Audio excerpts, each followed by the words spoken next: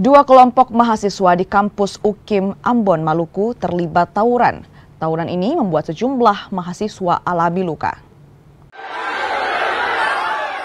Tawuran antar mahasiswa Fakultas Hukum dan mahasiswa teknik terjadi di kampus Universitas Kristen Indonesia Maluku, Ambon.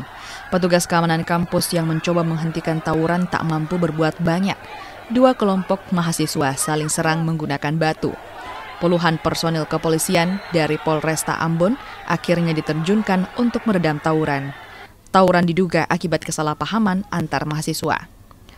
Saya kira kondisi kondusif ya, kenakalan remaja.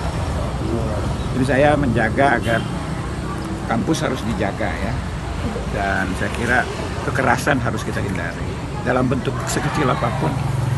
Saya juga sudah mengeluarkan instruksi kepada kampus untuk mulai besok seluruh aktivitas malam tidak ada.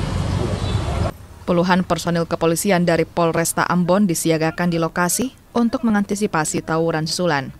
Akibat tawuran, sejumlah mahasiswa alami luka dan perkuliahan sempat terganggu. Yahya Lating, Kompas TV, Ambon, Maluku.